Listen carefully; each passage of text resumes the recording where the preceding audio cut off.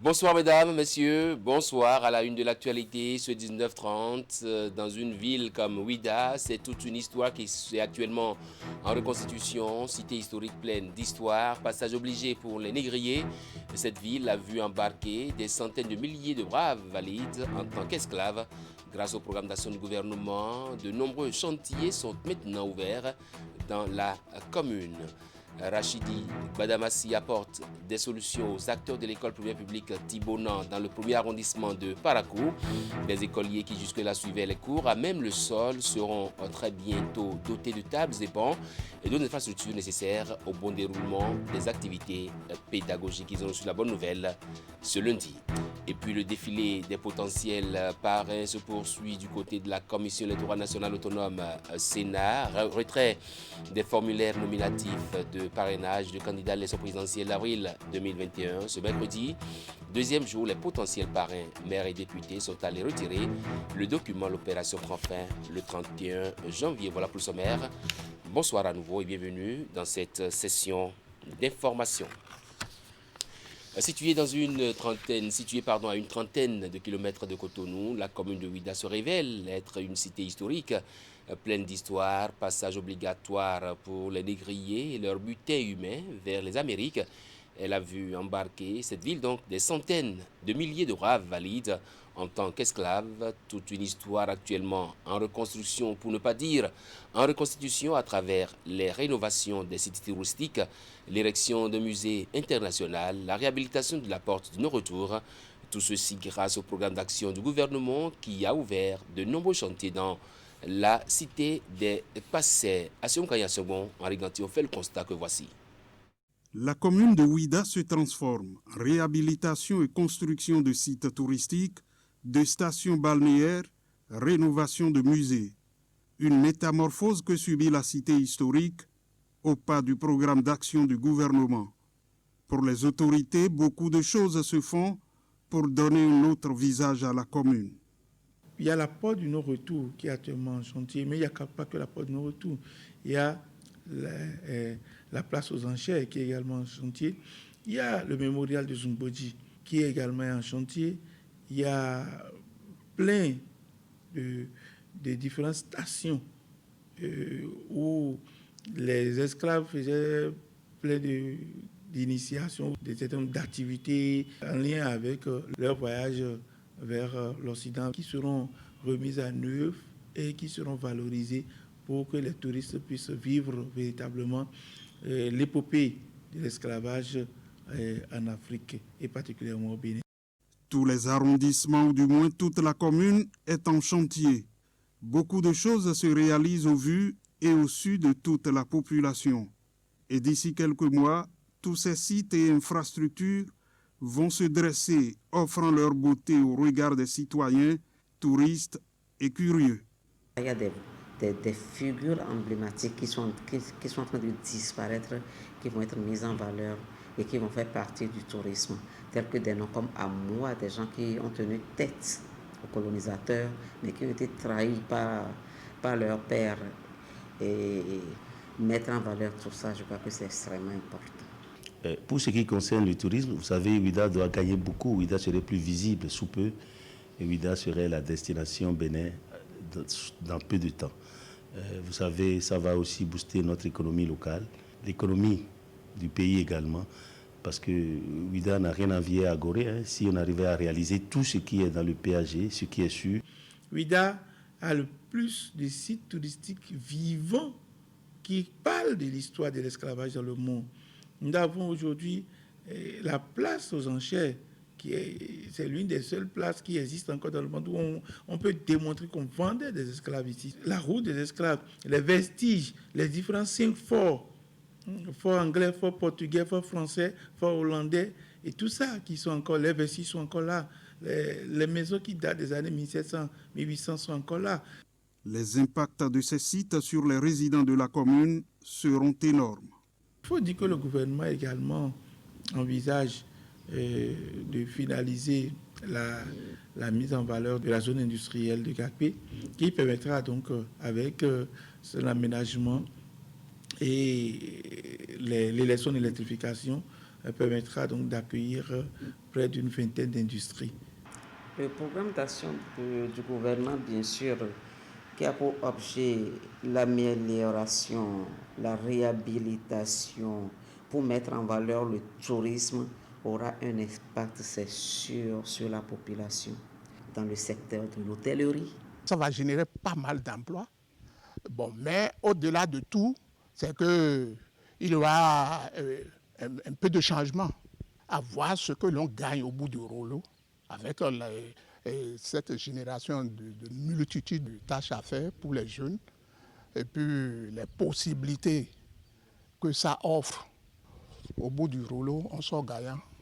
À en croire le maire de la commune, Christian Huetinou, le gouvernement a un programme d'investissement de 400 milliards de francs CFA pour la mise en valeur de Ouida.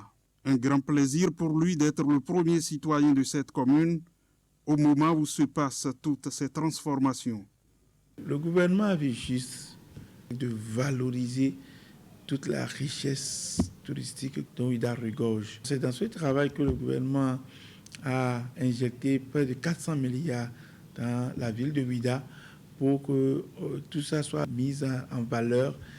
Ouida retrouve toutes ses marques et mieux, celle moderne que lui imprime le programme d'action du gouvernement. Anciennement pont entre le Bénin et les terres américaines, Ouida va offrir la possibilité aux étrangers de découvrir toute son histoire au terme de ces grands chantiers. Ouverture d'un colloque scientifique de 3 jours à l'Université d'Abomey-Calavi. Il porte sur les politiques publiques et la construction de l'État-nation en Afrique de l'Ouest francophone. Il réunit en présentiel et par visioconférence de nombreux chercheurs et hommes de sciences de par le monde. Voici le résumé de la cérémonie d'ouverture du dit colloque dans le reportage de Tanguy Agoy et Elvis Tonoucoin. C'est le tout premier rendez-vous scientifique qu'accueille l'Université d'Abomey-Calavi cette année 2021. Il porte sur les politiques publiques et la construction de l'État national en Afrique de l'Ouest francophone et mobilise des enseignants-chercheurs de divers horizons et de disciplines variées. Plusieurs fois reporté à cause de la pandémie du coronavirus, il tient enfin en ce début de janvier avec toute la pertinence et l'engouement de départ. Les politiques publiques n'épargnent aucun domaine de la vie en société, à commencer par les plus cruciaux que sont la santé, l'éducation, l'hygiène et l'assainissement, l'emploi, la migration et les mobilités, etc., qui sont autant de secteurs où stagnent d'innombrables défis. La construction d'un État national exige par conséquent la définition des politiques publiques et la précision des projets de société pour répondre à certaines questions essentielles pour les citoyens. Les participants se sont accordés à l'entame de la rencontre sur l'actualité et la délicatesse des enjeux qu'appelle la mise en œuvre des politiques publiques, standardisées d'une façon ou d'une autre à travers le monde. La focalisation sur les États des pays francophones de l'Afrique de l'Ouest résulte de la volonté de dégager des particularités à partir d'héritages socio-historiques et même politiques. La question de la construction de l'État postcolonial en Afrique continue d'être au centre des débats entre plusieurs écoles de pensée et plusieurs disciplines des sciences sociales et humaines qui l'abordent sous divers angles. En choisissant d'axer notre colloque sur les pays francophones d'Afrique de l'Ouest, nous avons fait l'option d'une approche comparative de proximité. Tous ces pays ont partagé une trajectoire historique commune, celle de la colonisation française, dont ils sont les héritiers, aussi bien d'un point de vue institutionnel qu'organisationnel, avant d'emprunter des trajectoires nationales spécifiques après les indépendances.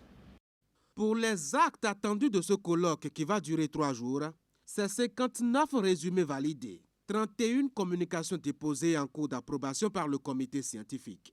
2 tables rondes de discussion sont prévues, l'une sur les politiques publiques de sécurité et l'autre sur celles de développement.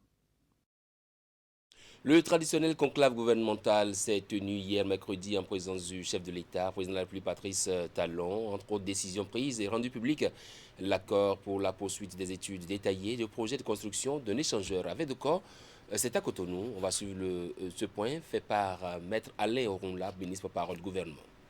Le Conseil des ministres s'est réuni ce mercredi 13 janvier 2021 sous la présidence de M. Patrice Talon, président de la République, chef de l'État, chef du gouvernement. Les décisions ci-après ont été prises. Mesures normatives. Au titre de ces mesures, le Conseil a adopté les décrets portant nomination des membres des conseils d'administration des structures suivantes. Société béninoise d'infrastructures numériques SA, SBIN SA. Société béninoise d'infrastructures de radiodiffusion SA, SBIR SA et Agence nationale d'équipement et du patrimoine immobilier de la justice, ANEPIJ. Au titre des communications, réalisation des études détaillées du projet de construction de l'échangeur du carrefour Vedoko dans la ville de Cotonou. Les discussions tenues en 2017 entre les gouvernements du Japon et du Bénin ont conduit à identifier le secteur des infrastructures de transport comme axe prioritaire de coopération entre les deux pays. C'est dans ce cadre que le projet de construction de cet échangeur a été retenu. Aussi, après la phase des études préliminaires, est-il nécessaire de procéder aux études détaillées du projet. À cet effet, en accord avec la partie japonaise, un groupement de bureaux disposant d'expériences avérées a été retenu. Le Conseil a donc marqué son accord pour la contractualisation avec le dit groupement en vue de la réalisation de cette mission. Au titre des mesures individuelles, les nominations ci-après ont été prononcées dans les ministères suivants. Ministère de la Santé, directeur général du Centre national hospitalier universitaire HKM de Cotonou, M. Dieudonné Nyolonfou. Directeur de la recherche, de la formation et de la médecine traditionnelle, M. Setondi Géraud Roméo Padonou. Ministère des enseignements secondaires, techniques et de la formation professionnelle. Directeur adjoint de cabinet, M. Yaovi Michel Bellemin. Ministère des infrastructures et des transports, conseil technique au transport terrestre, M. Thomas Agbeva. L'Agence territoriale de développement agricole, le pôle 7, procède à la revue de son plan de travail annuel budgétisé au 31 décembre 2020. C'est au cours de l'atelier organisé à Lokossa dans le département du Mono et qui a ouvert ses portes mardi matin. Le point de l'ouverture des travaux dans ce reportage que nous proposent Geoffroy Médecin et Florent Dou. C'est parti pour 48 heures de travaux pour ces acteurs intervenant dans la chaîne de mise en œuvre des activités du pôle 7 de l'Agence territoriale de développement agricole, la TDA. Ils sont ici à Lokossa, dans le département de Mono, pour précisément procéder à la revue du plan de travail annuel budgétisé au 31 décembre 2020 de la TDA 7. Qu'il me soit permis de dire merci à tous les acteurs du secteur agricole intervenant dans le pôle qui ont permis à l'agence de réaliser au 31 décembre 2020 son PTA à hauteur de 50% et de mener à succès certaines activités sous financement 2019, notamment la mise en place des poussins d'un jour, l'acquisition par l'État des engrais spécifiques pour l'ananas, la valorisation du village aquacole, la réalisation des infrastructures marchandes et leur mise en exploitation. Comparé à l'année dernière, le taux de réalisation physique de l'agence a chuté de 36 points. L'Agence territoriale de développement, ATDA, a pour objet de veiller à une meilleure combinaison de l'approche filière et de l'approche territoriale, ainsi que l'application des instruments et démarches y afférents. Le pôle 7 de l'Agence territoriale de développement agricole couvre 4 départements, à savoir l'Ouémé, l'Atlantique, le littoral et le Mono. Je voudrais lancer un appel à tous les membres, tous les acteurs ici présents, pour une participation active, de qualité, afin d'atteindre les objectifs de cette assise. Les participants à cette revue auront droit à une présentation de la synthèse du niveau de mise en œuvre au 31 décembre 2020 des plans de campagne, des filières prioritaires. Quelques réalisations de la TDA seront exposées durant les travaux ainsi que le point des activités menées par les directions départementales de l'agriculture, de l'élevage et de la pêche, des DAEP, dans le cadre de la promotion des filières agricoles dans les pôles.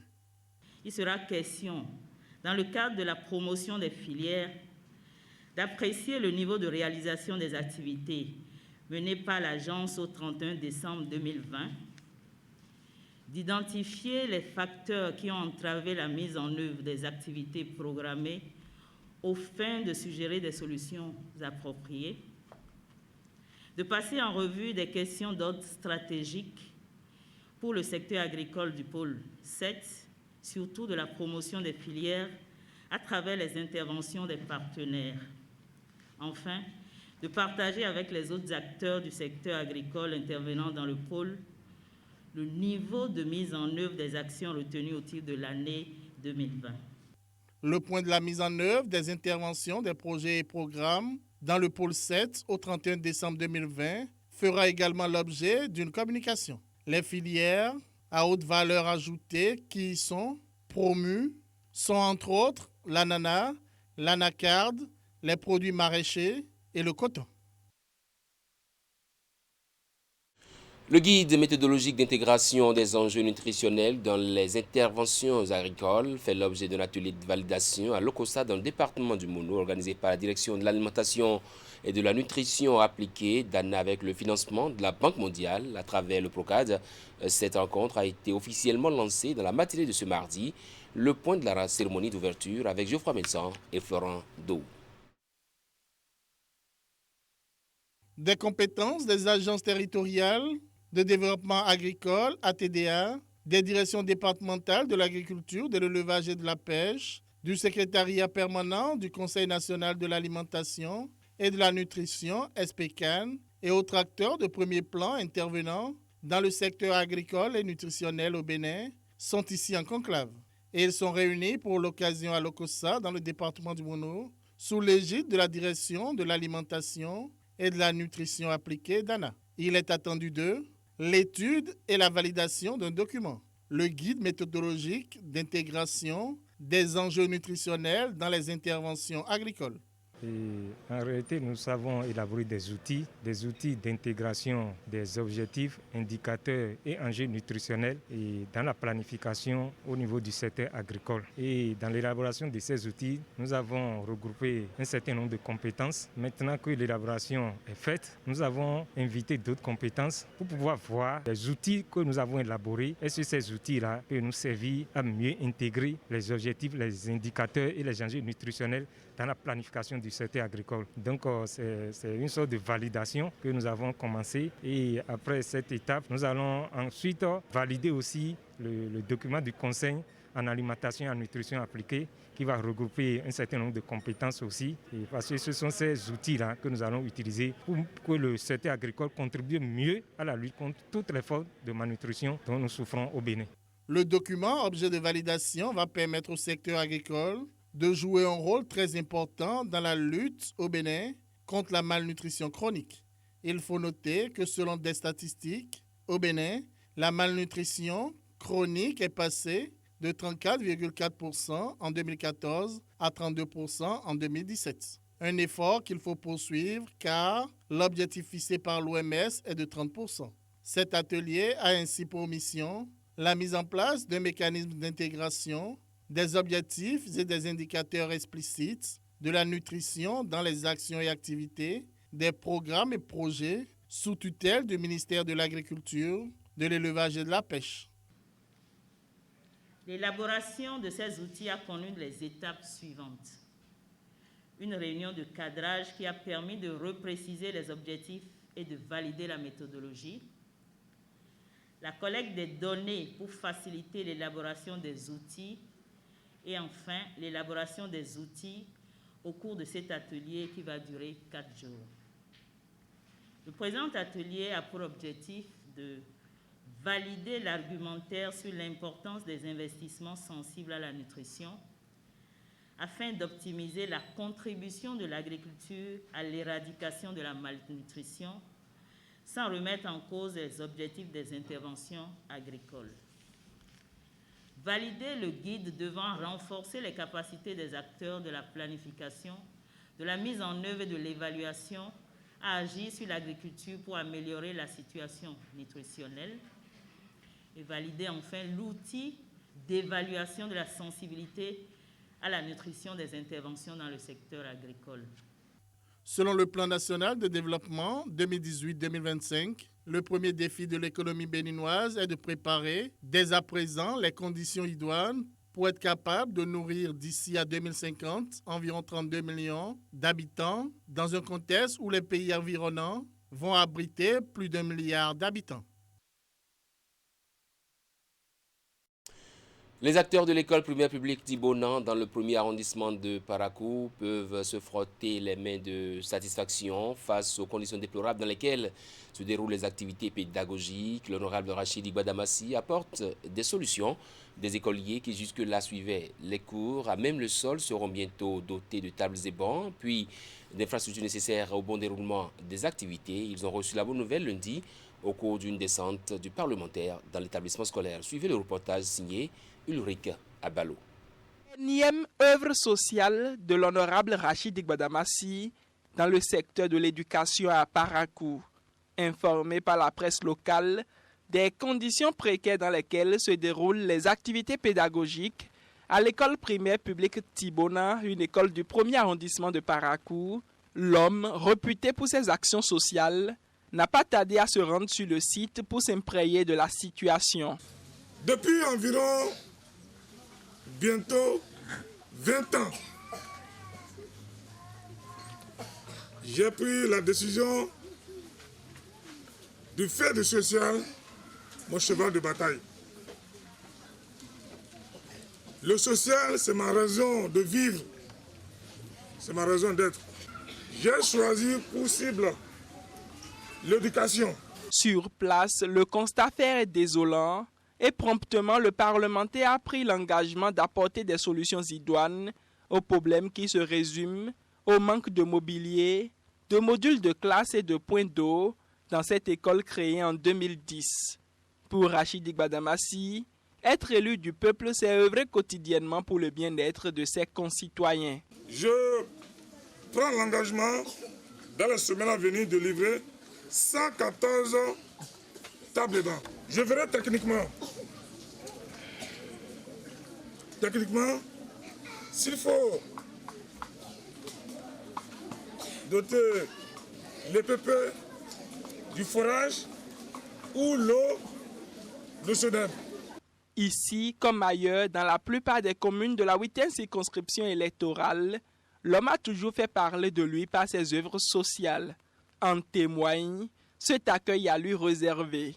Un accueil dit d'un homme pragmatique dont le credo est de servir ses mandants. La plupart des acteurs de l'école ne vous connaissent qu'à travers vos innombrables dons et réalisations un peu partout dans le département du Borgo en général et dans la commune de Parakou en particulier. Nous comptons sur vous pour étudier convenablement. Nous voulons devenir aussi des cadres, des ministres et honorables comme vous. Merci, cher papa. Que Dieu et les mains de nos ancêtres vous assistent à chaque instant. Tenant compte du contexte de crise sanitaire que traverse le monde, l'honorable député à l'Assemblée nationale est arrivé les bras chargés de cache-nez de gel hydroalcoolique qu'il a offert aux acteurs de cet établissement scolaire. Démarrage de la campagne pour les élections professionnelles, la Confédération des organisations syndicales indépendantes, la COSI Bénin, met en branle son rouleau compresseur dès ce mercredi 13 janvier 2021. L'équipe à Noël Sedari à la tête de la COSI Bénin a officiellement lancé la campagne électorale pour cette 3e édition des élections professionnelles. La cérémonie officielle a été organisée à la Bourse du Travail de Cotonou en présence des responsables de plusieurs fédérations et organisations syndicales affiliées à la COSI Bénin. Ali Moumouni, Rafatou Amadou et Moufid Sabouran pour le reportage. C'est la campagne à la Confédération des organisations syndicales indépendantes du Bénin. Pour les élections professionnelles du 24 janvier 2021, la COSI Bénin est en action. Avec les fédérations et organisations syndicales affiliées, Noël Chadaré et les siens élaborent leur mode opératoire. Discipline ou courtoisie sont leurs leitmotiv. Pendant cette campagne qui démarre, évitons de répondre aux provocations, aux injures, d'où qu'elles viennent. Et ne nous abreuvons pas à la source de la calomnie, de la médisance. Faisons la campagne sur la base de nos valeurs, de notre bilan, de ce qui fait de la COSI Bénin une confédération de développement au service du bien-être des travailleurs et du peuple béninois. C'est une liesse populaire qui caractérise la motivation des militants de la COSI Bénin. Et plus d'une fois, ils ont exécuté l'hymne de leur organisation pour marquer leur engagement.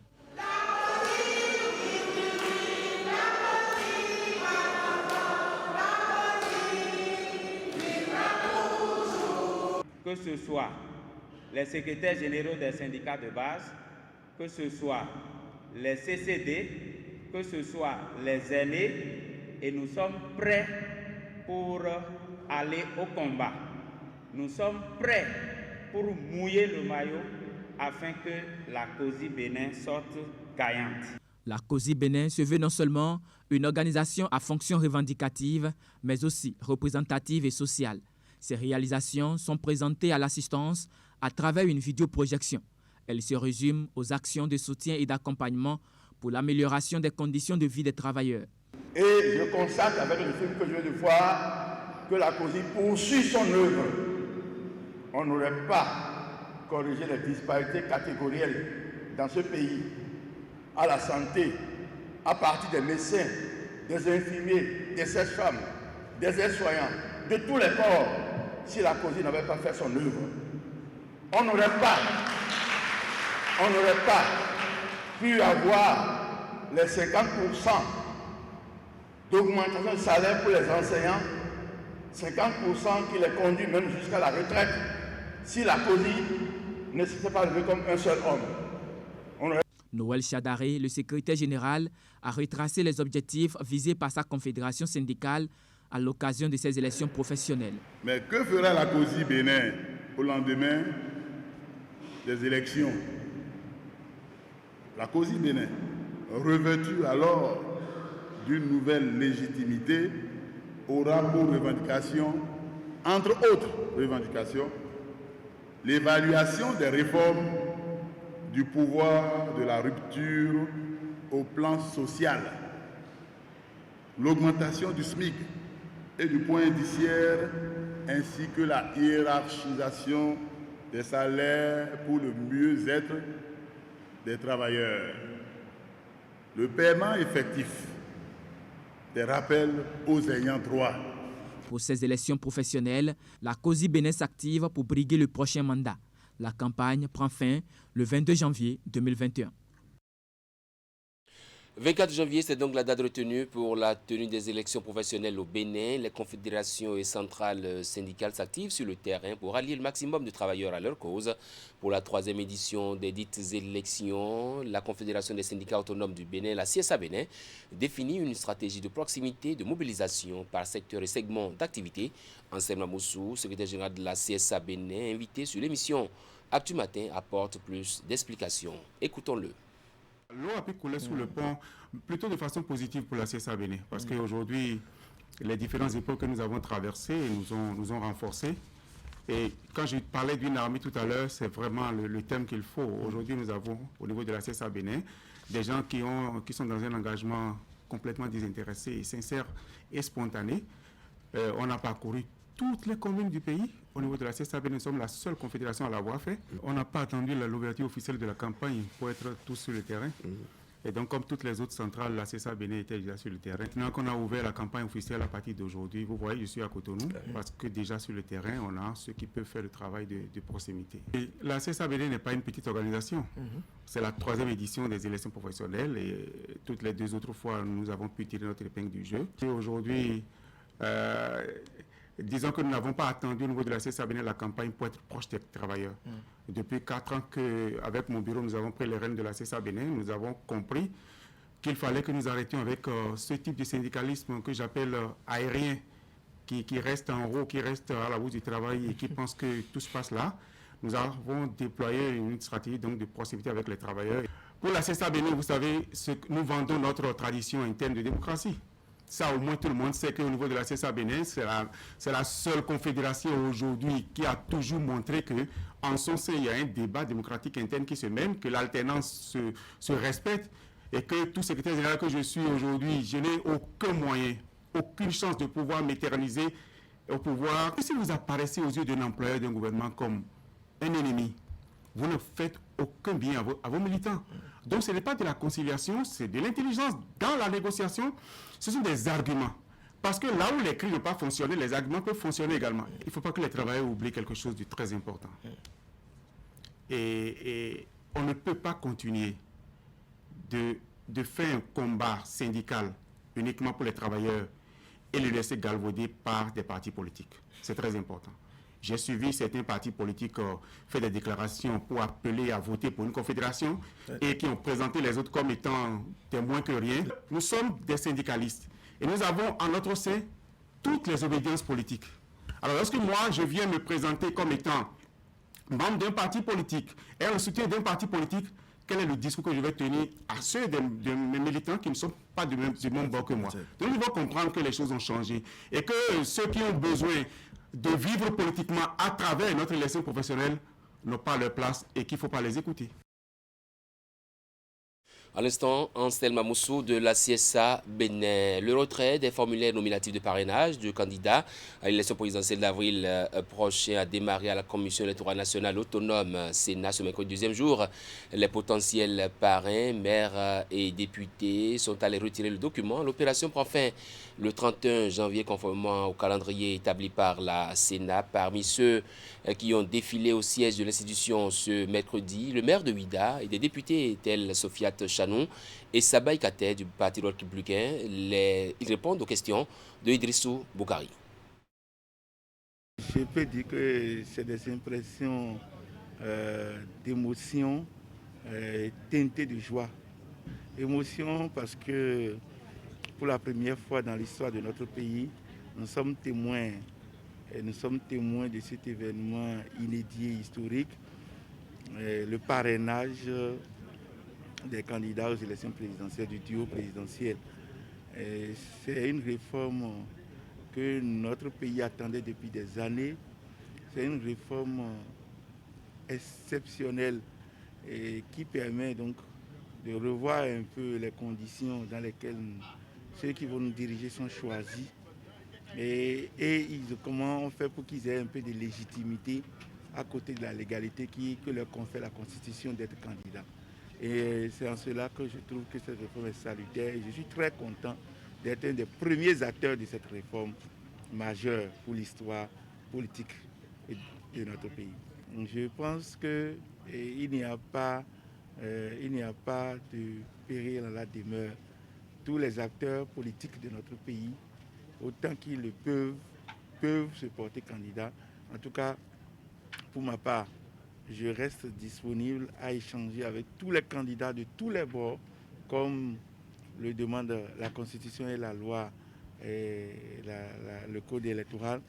Je reste disponible à échanger avec tous les candidats afin que le meilleur qui puisse me convaincre puisse emporter mon parrainage. Déjà l'accueil, le processus, ça s'est bien passé dans le délai. Dans le délai, on ne perd pas trop de temps, vous arrivez, vous êtes bien accueillis, bien installés, les gestes barrières aussi sont bien respectés parce que vous vous désinfectez les mains, le port de masque, tout ce qu'on peut.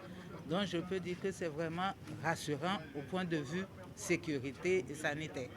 Pour les potentiels candidats, je dis le bal est ouvert, hein. C'est au Bénin, nous sommes au Bénin, tout le monde est libre d'être candidat. Donc c'est bien parti, les élus que nous sommes députés et maires, qui sommes censés donner notre parrainage, nous sommes en train déjà de jouer notre partition, c'est-à-dire notre rôle, venir retirer les formulaires. Donc nous attendons les duos de potentiels candidats à se manifester. Les députés viennent à tour de rôle et nous sommes servis conformément à la loi. Et en ce qui concerne les acteurs politiques, je voudrais leur assurer que Les papiers sont avec nous et c'est avec vraiment dans la joie que nous allons leur délivrer le parrainage. Et en tout cas, tu me demandes par quels critères.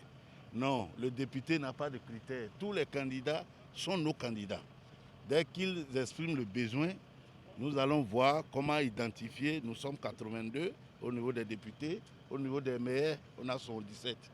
Donc il y aura quand même un critère de répartition pour que chaque candidat puisse trouver le nombre de parrainages demandés par la loi. Le député national, il est indépendant et le député exprime librement celui qu'il veut parrainer. Et puis, c'est une organisation interne, c'est au niveau du député et de l'ensemble quand même des élus.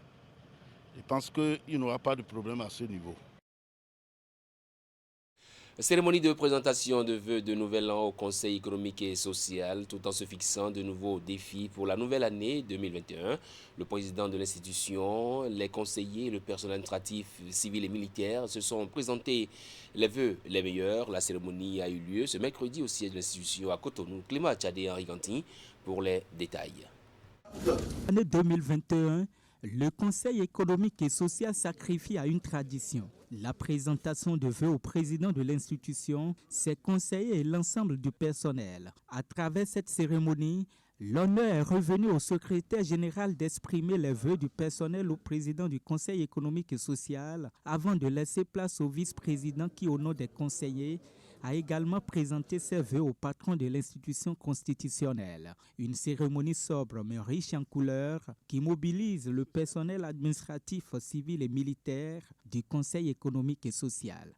Au nom du personnel administratif, civil et militaire, je m'adresse à vous, Monsieur le Président, aux membres de votre famille, ainsi qu'à tous ceux qui vous sont chers, pour vous formuler mes plus ardents vœux de robuste santé, de paix profonde, de réussite, de prospérité et de bonheur. Les conseillers par ma voix vous réaffirment leur engagement et leur disponibilité à vous accompagner dans votre effort de conduire sereinement, dans la paix et la concorde, le Conseil économique et social pour la suite de la mandature. Au nom de tous les conseillers et en mon nom personnel, je vous renouvelle les vœux de paix profonde, de santé, de prospérité et de bonheur pour vous et pour toute votre famille. L'édition 2021 de la traditionnelle cérémonie de présentation de vœux a été rehaussée par la mobilisation des anciens présidents de l'institution. Mais avant d'annoncer les nouveaux défis de l'année 2021, le président du Conseil économique et social a enfin présenté lui aussi ses vœux à l'endroit du personnel administratif, civil et militaire. Chers collègues, mesdames et messieurs, mon souhait le plus ardent pour cette nouvelle année, est que notre institution s'illustre davantage par son dynamisme et son utilité, en vous exprimant ma profonde gratitude pour les bons vœux que vous avez bien voulu formuler à mon endroit. Je me fais l'agréable devoir de vous formuler en retour à vous et à tous ceux qui vous sont chers mes vœux de bonne et heureuse année 2021. À la suite du discours de vœux du président du Conseil économique et social, les anciens présidents ont à leur tour témoigné leur gratitude à tous les agents de l'institution qui travaillent au quotidien pour porter plus loin le Conseil économique et social. Les conseillers et le personnel du CES se sont donné rendez-vous en 2022 pour une nouvelle présentation de vœux de nouvel an. Ce sera tout pour cette tranche d'information. L'information continue sur Canal 3 Bénin, Canal 3 Télévision.com. Très bonne suite des programmes. Bonsoir chez vous.